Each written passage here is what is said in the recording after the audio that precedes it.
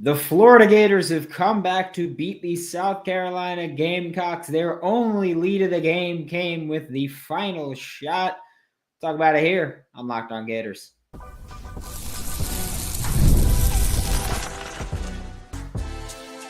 You are Locked On Gators, your daily podcast on the Florida Gators. Part of the Locked On Podcast Network, your team every day. Hello and welcome back to another episode of Locked On Gators, part of the Locked On Podcast Network, your team every day. Thanks for making Locked On Gators your first listen of the day every day. We are available daily and free wherever you listen to the podcast and on YouTube. And I know if you're part of the subtext group, which if you're not and you want to be, the link's in the description below. But if you're part of the subtext group, you got the notification where I said, hey, this is not going to be a happy show. I am happy that the Florida Gators won. I am happy that the Florida Gators are 17-2 to start the year. I am not happy that they needed a layup with 5.3 seconds left to beat South Carolina. Because this is a South Carolina team that was 0-5 in the SEC going into this game. Okay? And this is a South Carolina team that hasn't beaten an SEC team since they beat the Florida Gators 10.5 months ago. This is not, you had a sleepy bit of a game. It happens here and there. This is, you were losing to South Carolina for the entire game until there were 5.3 seconds left in the game and you made a layup. That's what this is. This is you were losing to the worst team in the SEC up until there were 5.3 seconds left in the game and you made a layup. And I'm especially going to be annoyed about this game because it was bad basketball throughout for the Florida Gators. It was. Even the second half where you scored 41, like that's great, but even then it was just ugly, right? Like there were multiple times where South Carolina went on these longish runs. This dude's always a hater. Shut the hell up, Ethan Hawke. This is the first time I've really been upset with something about the Florida Gators basketball team because it was ugly, right? It was ugly. Like Duval, you said it's ugly. It was not a good game against the worst team in the SEC. And I think that one of the most frustrating parts about it for me is that this is becoming a trend for the Florida Gators basketball team to play some games that are way closer than they should have been, right? Like you lost an ugly-ass game to Missouri last week. That was ugly. Like you blew out Texas. That was great. That was awesome. That was a great game. But Florida's had quite a few games where they are significantly better than their opponent, and they kind of sleepwalk through a little bit. And that drives me freaking nuts, right? With the South Carolina game this week, with Missouri last week, the Kentucky game was kind of bad. Florida has far too many games where they either don't play for a half or they just play sloppy and messy. And there's too many players that slump at too many times, right? Like Will Richard, thank goodness for Will Richard, because Will Richard put up 22 points, scored quite a few at the end there, and you won by 1 against South Carolina, right? Walter Clayton shot 6 for 15. Elijah Martin shot 5 for 15. There's far too much inefficient basketball being played by the Florida Gators right now. And I've said before, like, I'm glad it's happening right now, right? Like, I'm glad it's happening right now because at least you can fix it. And I'm not saying that they're going to fix it. I'm not going to make an assumption like that. But at least if you have this opportunity. Now you can try to fix it. Denzel Aberdeen played great off the bench. I loved what he did. Loved it. Thought that was great. Alex Condon. Look, and we've talked about this before, like jokingly. We've made a couple comments about it, and I said it to the Insider program. But I like that the Florida Gators have two bigs in Alex Condon and Ruben Chinilu that want to get active down low as scorers. They want to try to score in the paint. They've tried adding to their repertoire, and I respect that. But oh my God, they're so inefficient at it. It drives me nuts. Alex Condon shot 2 for 8. I sent the message to the Insider program at halftime of what Florida was shooting from inside the paint. It was 6 for 13. Yeah, Florida shot 6 for 13 in the paint in the first half. Florida had 6 turnovers in the first half and 0 points off turnovers. Again, these are a couple of things we've talked about where I don't think Florida has done a good enough job of capitalizing on some mistakes, on capitalizing on offensive rebounds. At the time, at halftime, they had it was 5 offensive rebounds, and they had 0 second chance points at the time. This is a team that has too many flaws right now for me to be as comfortable. Like this, roster-wise, this is a Final Four team, right? Like roster-wise, this is a Final Four team. It is. But they've got to figure things out about showing up consistently. Right? There's just far too many times where they just kind of sleepwalk through. Zachary Davis at 22, like Colin Murray-Boyles, relatively contained. Zachary Davis, again, 9 for 18, 22 points, 3 for 10 from 3. But they've just got to stop sleepwalking through things. Like they've got to kind of wake up, because we're at the point now where you've played 6 conference games and half of them have been ugly on your part, right? You're 4-2 and you just beat the worst team in the conference with a layup with 5 seconds left. Like if you're going to reach the expectations, which is one of the reasons I get so frustrated, I have very high expectations for this team. If you're going to reach those expectations, you've got to get your head out of your ass. Like there's just no other way to put it. I don't know what they're doing, but they've got to stop. Alex Condon shouldn't have 3 turnovers. Walter Clayton Jr.'s turnover there was like 2:48 left in the game. And Walter Clayton Jr. is driving and he tries like a little not look pass and just flip it while he's not looking to his side and turns it over. And it was horrible. Rob, I see you say, mind you, Auburn only won by 2 to South Carolina. That's fine. I don't care what Auburn's doing personally. I get it. They're a great team, obviously, of course. But I can't say that I care too much about it. Auburn beat them by 3, and Auburn, believe it or not, was leading a lot of that game. That's my thing. Like you were trailing to South Carolina for the entire game until the end of it. Like that's right. You were trailing the entire game until the end of it. I don't know how that doesn't drive you nuts. Like that is not a thing that should be happening. It just shouldn't. Auburn was down at half against South Carolina and then took the lead with 13 minutes left in the second half.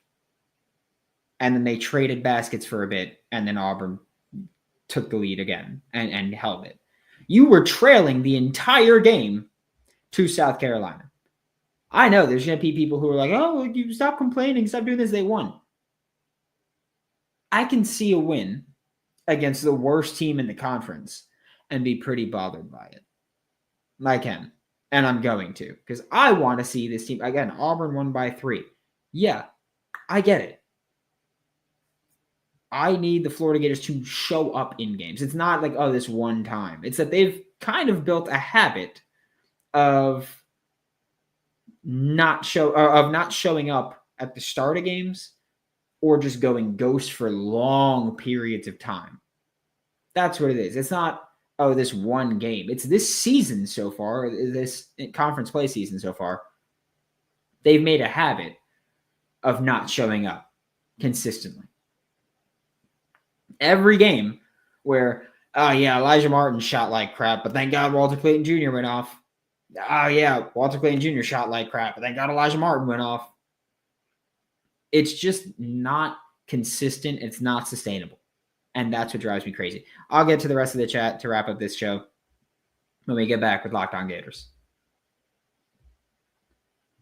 This message is brought to you by Prize Picks, the place to go to get real money sports action. With over 10 million members and billions in winnings, Prize Picks has changed the game in daily fantasy sports. Whether it's the playoffs or regular season, Prize Picks has made it easier than ever to win big while enjoying all the football or basketball action. If you're ready to run your game this postseason, download the app today. Use code LOCKEDONCollege to get $50 instantly after you play your first $5 lineup. That's right, $50 just for playing. Don't wait. Take your game to the next level with Prize Picks.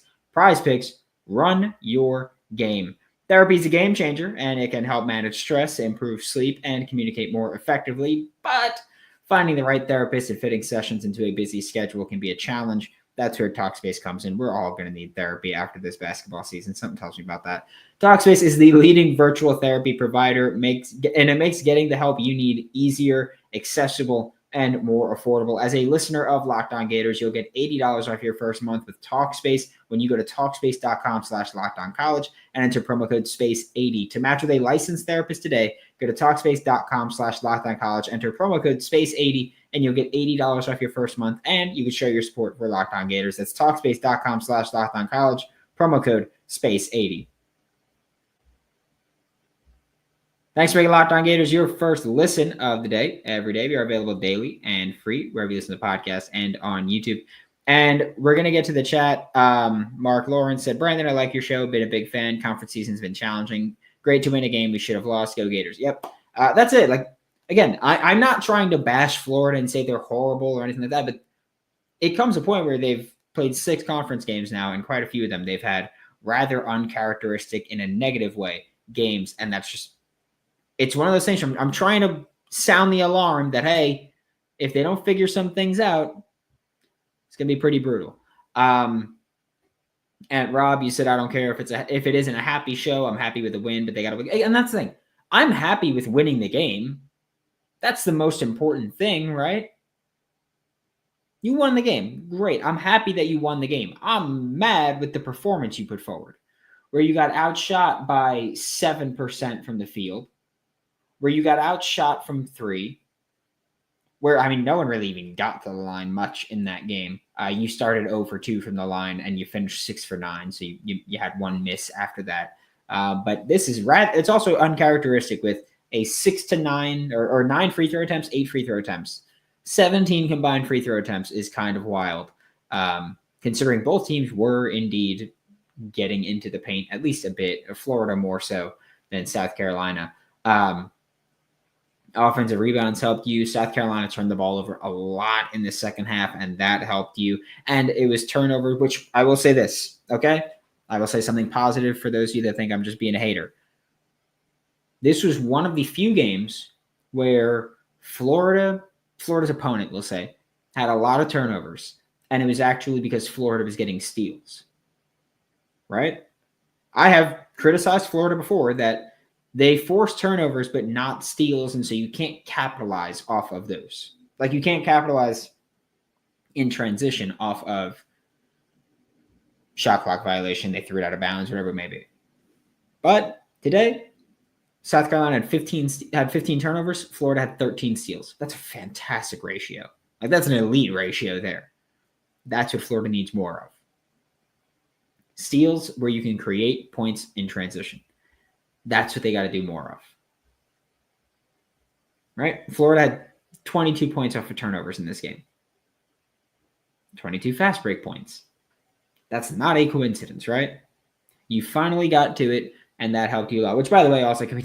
I get it. Will Richard hit the layup to win the game, but can we talk about how he bricked a layup just shortly before that? A transition layup kind of went weird with the going up with it, and then just bricked it. Kind of rough there. What a win! Poor first half, baller second half. Yeah, and that's they do that a lot, and that's what drives me crazy. I would love it if we could see the part of them that shows up for the second half. I would love it if we could see that for an entire game, like we saw against Tennessee when they beat the absolute crap out of Tennessee. Against Texas, they did that a lot too. They kind of ran away with it. Down 14, they kept battling. Absolutely. Like they fought and came back, and it was great. And I'm happy that they won. But again, yeah, they need to tighten up. What's up, Mudkip? How you doing? First lead was to win the game. Yeah, first lead was with 5.3 seconds left to take the lead, and that was the only time that you led, and it was to win the game, which is crazy. Can we talk about Sam Alexis? 7 minutes of nothing, man. Yeah, Sam Alexis has been a non-factor. Honestly, half the time he's on the court, I don't even notice him. Like, not like I'm like, oh, he's playing horrible. It's just like I see him get the ball on offense at one point. I'm like, oh, look, Sam Alexis is in the game. he's kind of irrelevant here. Did not know they were the worst team in the SEC. Yeah, Mudkip, they have not won a game in the SEC this year. They were 0-5 going into this game. They had not beaten an SEC opponent since March 2nd of 2024 when they beat Florida. That was the last time they beat an SEC team, 10.5 months ago against Florida. I feel like Clayton hasn't been his normal self this last month or so. Walter Clayton's been, I mean, he's a microwave, right?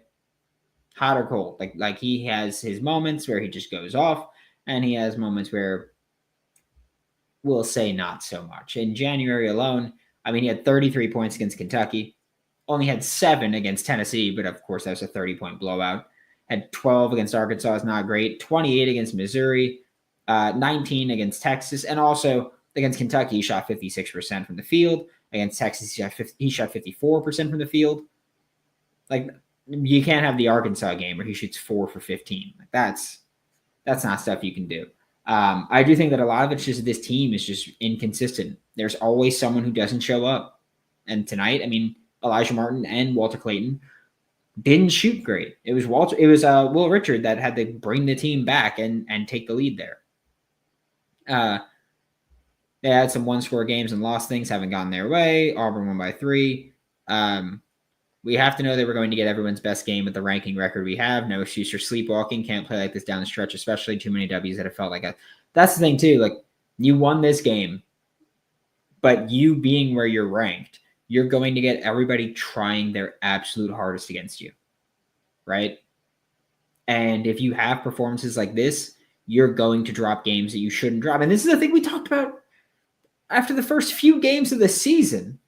We talked about it on this show where I said you could just tell that this team is going to be a team that's going to have some frustrating losses somewhere along the way.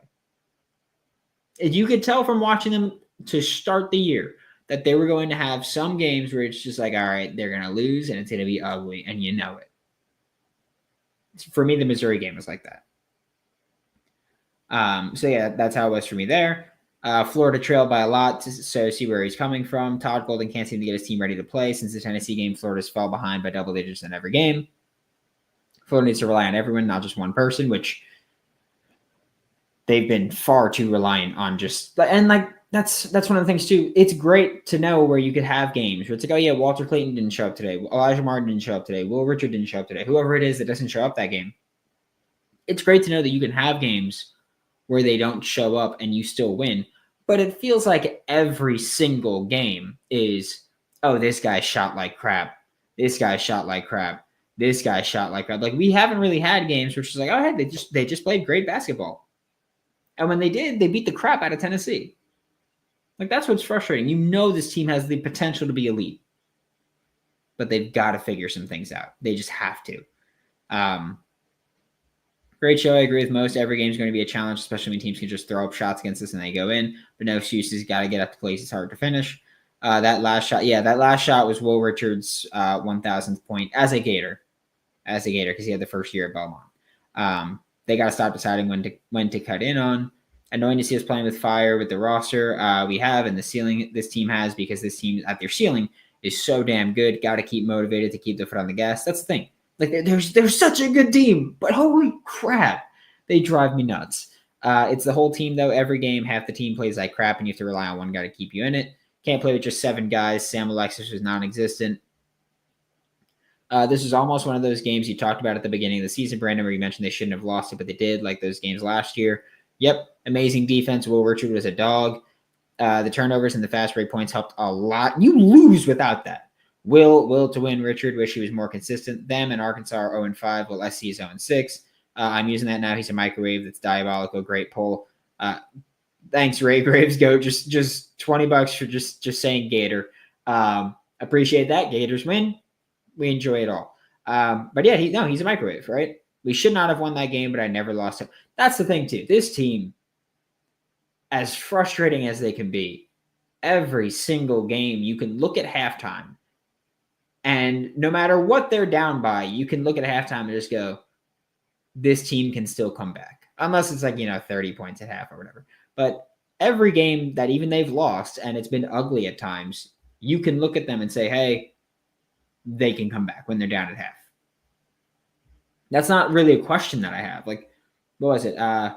Missouri, they were down 16 at the half. And we were still like, hey, you can come back and win. They ended up losing by 1. Imagine if you showed up for the first half of the game. Which is also a thing that I think it was Will Richard said, how we can't just not show up for half a game. And it's like, well, then show up. Against Kentucky, they were down 10 to a top 10 team in Kentucky at half and on the road, and we were still like, hey, you can come back and win this game. And that's not a huge concern there. Like, that's incredible that you have a team that's good enough to do that. That's a sign that you have a really good basketball team. When no matter what they're down by at halftime, you can look at them and you can say, hey, they can come back and win this game. That's a great sign of what you have. But I would very much appreciate it if that wasn't every freaking game. That's what it is. It's every game. It's great to know that you can come back from whatever, but there's far too many games where they just don't show up for the first half. And it's like, all right, guys, like, come on, get it together, tighten up, whatever you want to say. Figure it out, though. Just how things happen. Games remind you of 2014 versus Auburn at home. Should not have won that game. Outscored them 32-17 in the second half, and a lot of that was turnovers too. Like, that's South Carolina choked the hell out of that game. Like, South Carolina choked that game with all their turnovers, that some of them were not forced. Florida's defense made great adjustments. They got really aggressive and started forcing some turnovers and creating off those turnovers. But South Carolina also had some things where they just choked it. They had that lucky 3, the bank 3, that was nonsensical with like 1.5 left on the shot clock, which did give me concern for that last shot that South Carolina got the chuck up after Will Richards' layup. But yeah, it's just crazy. They have toughness and grit to win some. Almost saw it with the Missouri game, just were down way too much at half. That's the thing. They weren't even, like, they were down 16 at half, and that was really bad, and that was really ugly. But like, you still had you very much still had the opportunity to win in the second half. Like, you were fighting and clawing and scratching, and it was great. Just there were a couple runs that didn't go your way. And Missouri just didn't turn the ball over. Missouri had, I think it was like 7 or 8 turnovers in that whole game. They just didn't screw up. And they didn't let you back into it. And that was a big thing. Missouri played great. They played a great game. Talent's there for a deep run if and only if they pull it all together. We've seen it against Tennessee. That's the thing. You know this team could do it. And again, like we've been saying, I'm glad that these things are happening now, because if they were happening at, we'll say March, then we'd be like, oh, we're screwed. But luckily they're happening now, so hopefully Florida can figure them out and hopefully find some success there. 10 points could be 3 straight possessions. Go Gators. Keep up the great work, Brandon. Thanks for getting there. Thank you, Rob. I appreciate you. Been a very vocal listener lately, and I appreciate it. I like it. Thank you very much for that. But I will say this, because we're going to wrap up and then head out. Florida plays Georgia. It's this Saturday, February 25th, or January 25th at 3:30 p.m. And then they play Tennessee. They have the midweek bye next week. Then they play Tennessee next Saturday, February 1st at noon. We will not be going live for either of those. We will be going live for the Vanderbilt game on February 4th. And maybe the Auburn game on February 8th. I think I have something that weekend, but we'll see. We'll figure it out. But we won't be going live for the next 2 games because I will be in Mobile, Alabama for the Senior Bowl, and so I won't be home for those. And Airbnbs typically don't have enough, a good enough Wi-Fi to go live for shows, so we won't be going live after those games. Mudkip, are you excited to cover the NFL draft for the Giants? I am. I love the NFL draft. That's how I got my start in media. It's something that no matter what I do in media, I have every intention of always covering the NFL draft. If you want any of my work, it's on New York Giants on SI. But yeah, I'm excited for the NFL draft. I love the NFL draft. The Senior Bowl is my favorite event. It's the only one I travel for every single year. I love it. Thank you all so much. And not home time, Rob. Not home time. It's work time. That's Senior Bowl is very much work time in Mobile, Alabama. Thank you all so much for tuning in. And yeah, we will have an episode out tomorrow morning as well. So thank you all so much for supporting. Never gets old to me. For Locked On Gators, I'm Brandon Olsen. Don't forget to follow me on Twitter at WNS_Brandon. Find all my written work with New York Giants on SI, and I'll see you all next time.